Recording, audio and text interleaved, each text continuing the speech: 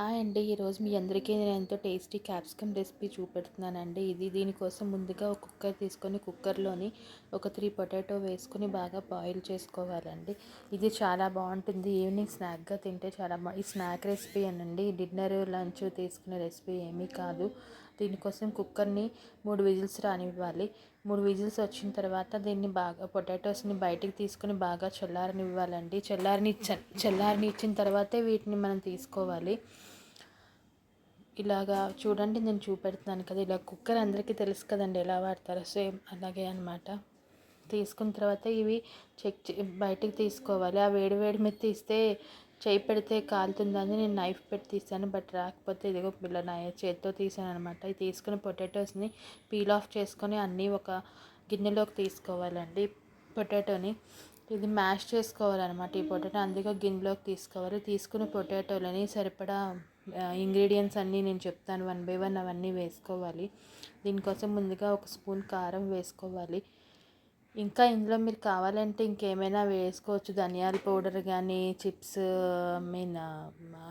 Chilli flakes లాంటివి ఏమైనా వేసుకోవచ్చు, బట్ నేను అవేమీ వేయలేదు. ఉప్పు, కారం, పసుపు వేసాను. వేసిన తర్వాత కొంచెం చాట్ మసాలా వేసానండి. చాలా కొంచెం అంటే కొంచెం అనమాట. చూడండి, ఇలా నేను చూపెడుతున్నట్టు. వేసుకున్న తర్వాత కొత్తిమీర కూడా వేసుకోవాలండి, బాగా కట్ చేసుకొని. కొత్తిమీర వేసుకున్న తర్వాత దీన్ని బాగా మ్యాష్ చేసుకోవాలి చేత్తోని. మరి పేస్ట్లా చేసేయకుండా జస్ట్ పైన అన్నీ దగ్గరికి అయ్యేటట్టు మొత్తం అంతా మ్యాష్ చేసుకోవాలన్నమాట. ఇలా మ్యాష్ చేసుకున్న వాటిని ఇప్పుడు క్యాప్సికమ్స్ కట్ చేసుకొని దీన్ని పక్కన పెట్టుకొని క్యాప్సికమ్స్ కట్ చేసుకోవాలి.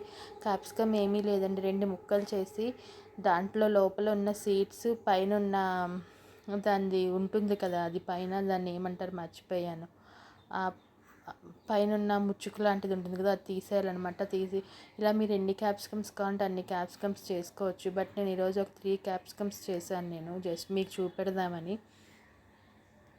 ఇది ఈవినింగ్ మా అమ్మాయి స్నాక్ కోసం చేశానండి. సో ఇలా తీసుకున్న తర్వాత వీటిలోని ఆ చేసుకున్న పొటాటోని స్టఫ్ చేసి పెట్టుకోవాలన్నమాట. మొత్తం అంతా లోపలికంటే స్టఫ్ చేసి పెట్టుకోవాలి అన్నిటినీ. చూడండి, ఇలాగ అన్నీ పెట్టుకున్న తర్వాత ఇలా రెడీ అవుతుంది. ఇలా ఇప్పుడు వీటిని స్టవ్ మీద ప్యాన్ పెట్టుకొని ఆయిల్ వేసుకోవాలి. ఆయిల్ పెద్ద ఎక్కువ ఏమీ పట్టదండి, డీప్ ఫ్రై కాదు, ఇది షాలో ఫ్రై అనమాట. జస్ట్ ఒక 1 స్పూన్ ఆయిల్ వేస్తే సరిపోతుంది. ఆయిల్ వేసిన తర్వాత వీటిని అన్నిటినీ ఆ ప్యాన్లోకి షిఫ్ట్ చేసుకోవాలి. ఇగో ఇలాగా కొంచెం చూసుకొని వేసుకోండి. ఆయిల్ హీట్ ఎక్కితేనే వేయండి, హీట్ ఎక్కకుండా వేస్తే అది వేగదనమాట. క్యాప్సికంలో ఉన్న గుడ్ థింగ్ ఏంటంటే క్యాప్సికమ్కి ఎక్కువ ఆయిల్ పట్టదు. At the same time capsicum full of వాటర్తో ఉంటుంది కాబట్టి అది మీకు ఈజీగా కుక్ అయిపోతుంది అనమాట.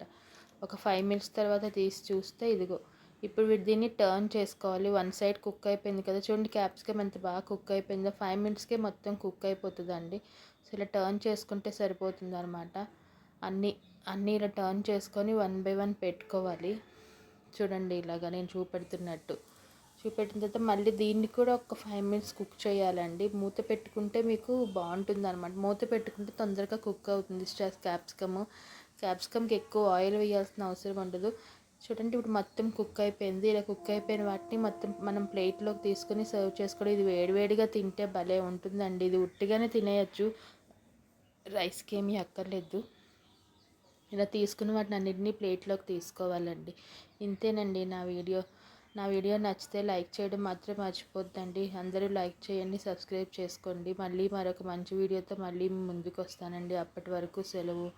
థ్యాంక్ యూ అండి. Thank you so much.